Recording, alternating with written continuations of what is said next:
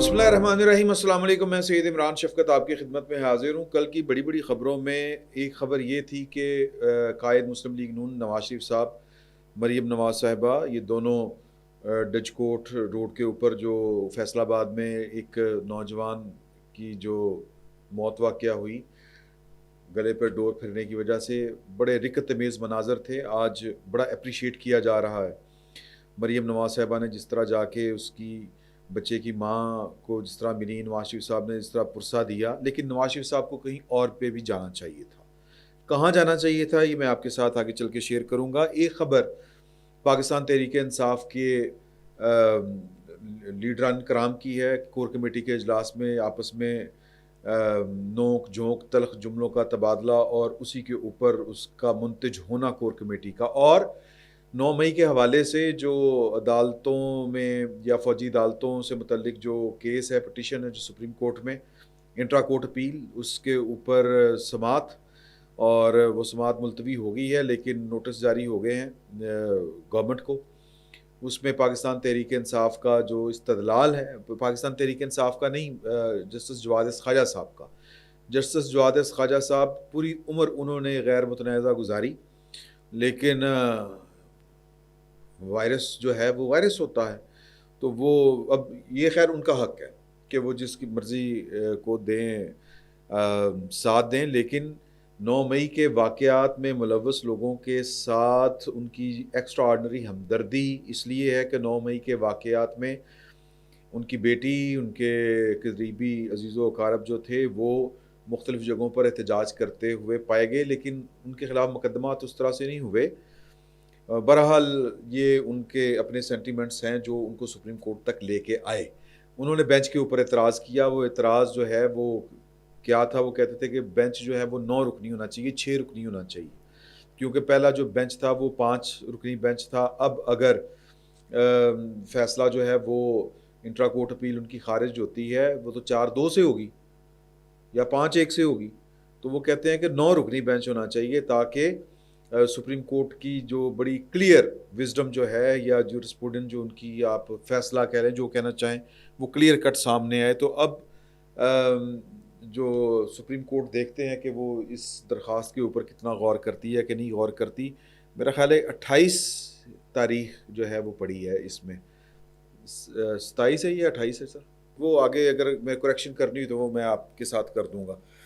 तो जनाब अली आज़म स्वाति साहब और मुराद सईद साहब के को अहल करार दे दिया गया। बड़ी अच्छी बात है, बड़ी ज़बरदस्त बात है। वो इसलिए हुआ है क्योंकि पाकिस्तान में 9 मई को मजाक बना लिया है, मजाक बना हुआ है। 9 मई के किसी एक बंदे को भी अभी तक सज़ा नहीं हुई। अब इसके पीछे जो गवर्नमेंट साइड की बात की जाए तो वो कहते हैं कि उनके पास एक पूरी रामलीला है सुनाने के लिए, लेकिन चूंकि ये किसी मुकदमे में गिल्टी नहीं है, मुल्ज़म है, और मुल्ज़म अनटिल प्रूवन गिल्टी जब तक ना हो जाए तब तक उसको तमाम आम शहरियों वाले हकूक़ हासिल रहते हैं। मुराद सईद साहब, उनका बड़ा क्रिटिकल रोल है, बड़ा मुतनाज़ा रोल है 9 मई के हवाले से।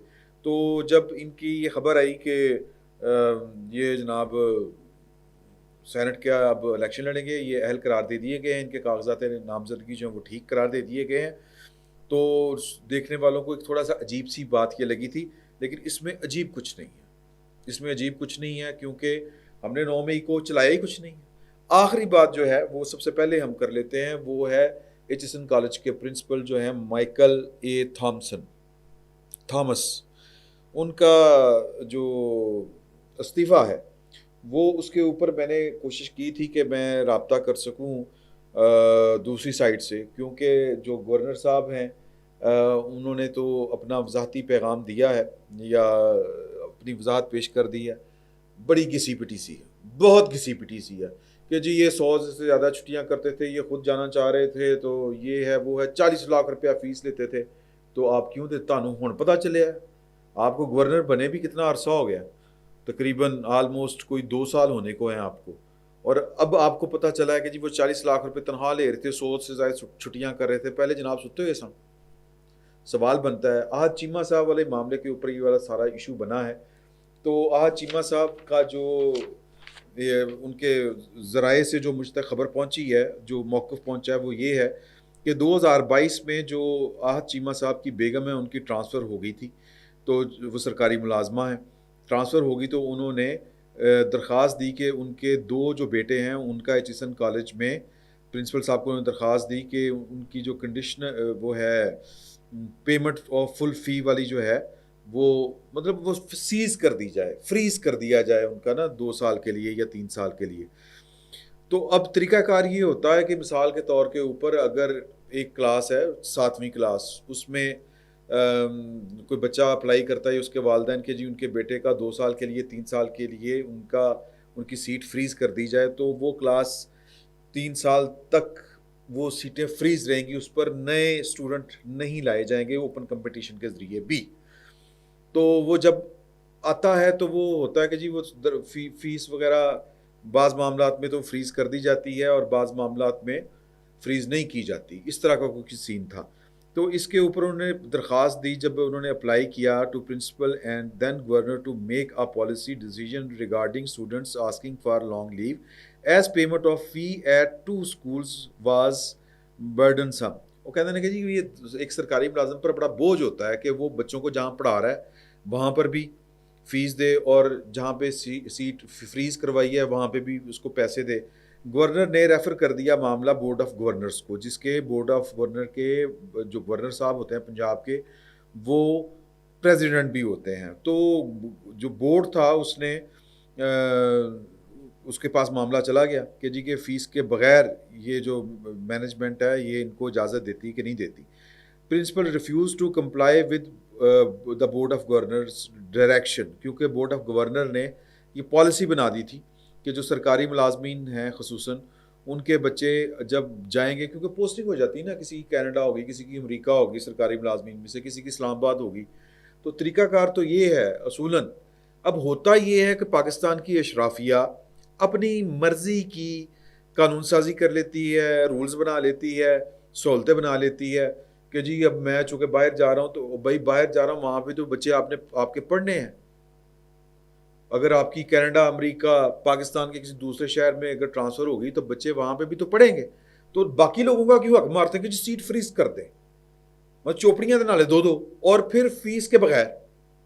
लेकिन चूंकि बोर्ड ऑफ गवर्नर्स ने ये वाली, मैं तो इसको अदारा जाती जो है वो रौंदी कहूँगा कि वो कर ली थी। तो आज चीमा साहब का जो केस है वो बोर्ड ऑफ गवर्नर्स ने अप्रूव किया था। आज चीमा साहब की फैमिली के ज़राए से जो मेरे पास ये मौक़िफ़ आया है इसमें वज़न है। अब आपने वो जो बोर्ड की पॉलिसी है उस पर तनकीद करनी हो तो एक अलग बात है और करनी चाहिए कि ये कोई तरीका है यार कि जिसका दिल करे वो भाई जब आप पढ़ा रहे हैं बच्चों को बाहर तो ओके, बाकियों का क्यों हक मारते हैं कि सीट फ्रीज कर दें। सीट फ्रीज का मतलब ये है कि क्लास 7 में 120 बच्चे थे, 2 बच्चे वहाँ से चले गए तो 2 सीटें खाली हो गई, यानी कि अब क्लास 118 बच्चों की है। अब वो 8वीं में गया, 9वीं में गया, फिर जब वो बच्चा 10वीं में आएगा तो फिर 2 बच्चे आएंगे तो दो क्लास 10 से 120 होगी। तो ये एज ए पॉलिसी मैटर जो है, ये जो पॉलिसी है ये ख़राब है। लेकिन आहा चीमा वाला जो केस है, आहा चीमा साहब ने पॉलिसी की कोई खिलाफ वर्जी नहीं की जिसको उन्होंने रिफ्यूज़ किया था, बल्कि वो कह रहे थे कि जी प्रिंसिपल ने उनकी बेगम को ऑफ़र की थी कि आप पॉलिसी को टो ना करें, बोर्ड ऑफ गवर्नर्स वाले मामले में ना जाएं, मैं आपको एडजस्ट कर दूंगा। फिर उन्होंने गवर्नर की हिदायत के बावजूद, बोर्ड ऑफ गवर्नर की हिदायत के बावजूद एक बच्चे को फारिग कर दिया था इनके 2 बच्चों में से। तो इशू खासा जो है वो बिगड़ा हुआ है। असूली जो बात है वो ये है कि बोर्ड ऑफ गवर्नर्स को इस तरह की पॉलिसियाँ नहीं बनानी चाहिए कि जो बेसिकली बाकी लोगों के साथ ज्यादती का एक तरह से जिनके ज़रिए इर्तिकाब होता हो। तो अब इसका क्या होना है, 2-4 दिन शोर पड़ेगा, बात ख़त्म हो जाएगी। आहत चीमा साहब जो हैं वो उनकी ज़ात तक उन्होंने कोई खिलाफ वर्जी नहीं की, क्योंकि बोर्ड ऑफ गवर्नर्स ने उनके सारे काम जो हैं या एक पॉलिसी बनाई थी उसके मुताबिक सारे काम हुए थे।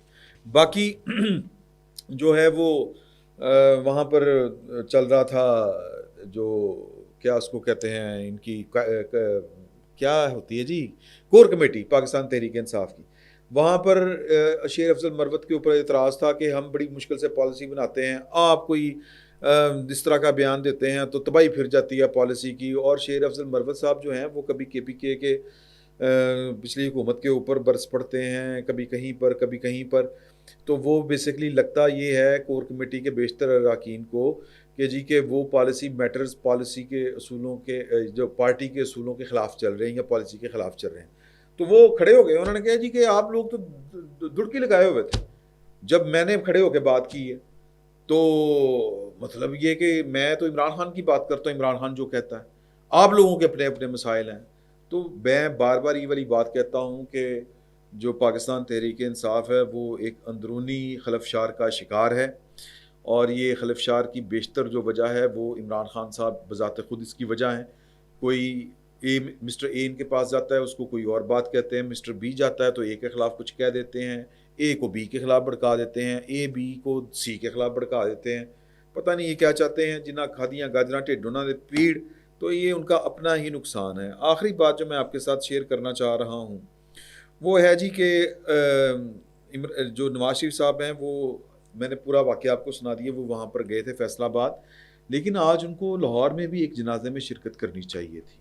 ये जनाजा उनके पार्टी वर्कर चौधरी अतीक का था। चौधरी अतीक हाल रोड के ऊपर कारोबार करता था मोबाइल फ़ोन्स का। खुशहाल आदमी था, लेकिन कीड़ा था सियासत का।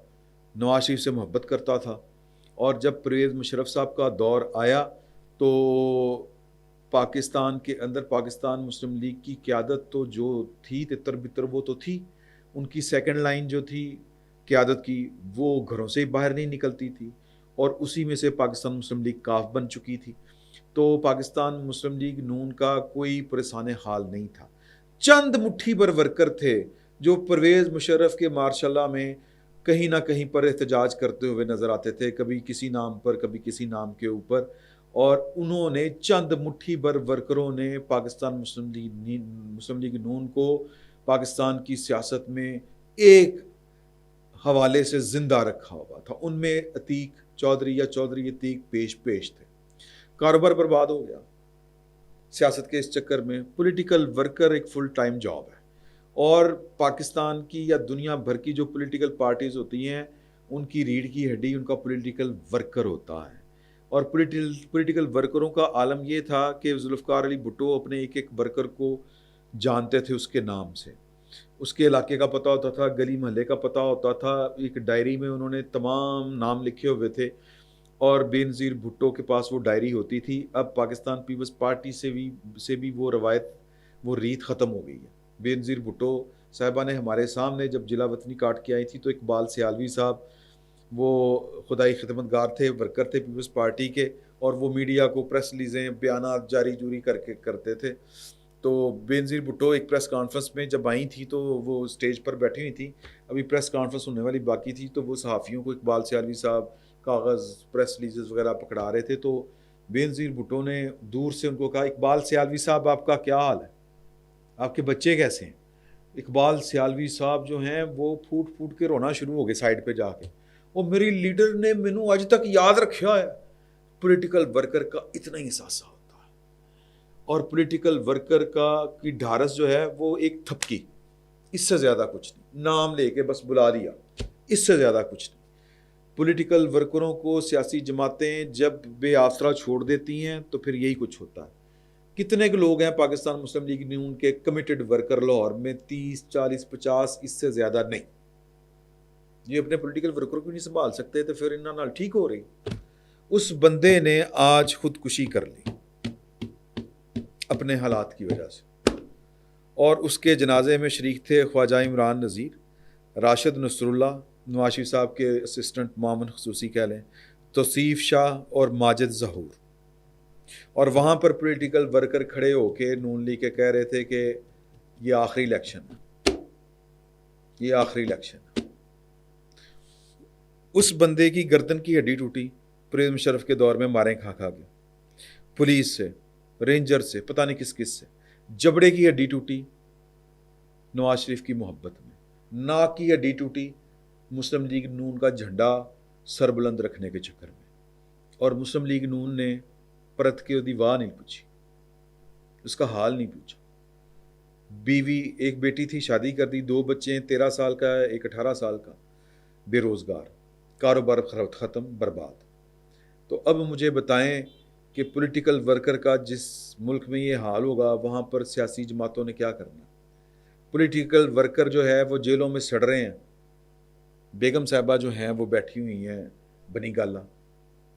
पॉलिटिकल वर्कर जो थे वो रुल रहे थे और इमरान खान बेगम के नाम के ऊपर तड़प उठते थे, और लोग पूछते थे कि बाकी औरतें, बाकी जो हर तरह के सोबतें बर्दाश्त कर रही हैं जेलों में, क्या वो किसी की बहू बेटियां नहीं हैं? खान साहब ने कभी नाम नहीं लिया था उनका। तो पॉलिटिकल वर्कर जो है वो पाकिस्तान में नापैद होता जा रहा है। ये पाकिस्तान की सियासी जमातों को इस पर गौर करना पड़ेगा। नहीं करेंगी तो फिर ये सियासत पाकिस्तान के अंदर फजूल काम, बेहुदा काम, और पता नहीं क्या क्या बन के रह जाएगा, गाली बन के रह जाएगा। अल्लाह ताला चौधरी अतीक की अगली मंजिलें आसान करे। बीवी रूठ के गई हुई है, घर ख़त्म हो गया सर। ये है पाकिस्तान में सियासी वर्कर का, एक पॉलिटिकल कारकुन का, सियासी कारकुन का हाल। नवाज शरीफ साहब को आज उनके जनाजे में शिरकत करनी चाहिए थी। मतलब मैंने वो देखा है कि वो, अगर पुरानी तस्वीरें देखें, सर लगाइएगा तो खुशहाली अतीक चौधरी के चेहरे से टपकती थी। आज जो उसने खुदकुशी की है तो वो किन हालात में की है। अल्लाह ताला अपने हिफ्ज़-ओ-मान में रखे। फिल वक्त इतने बहुत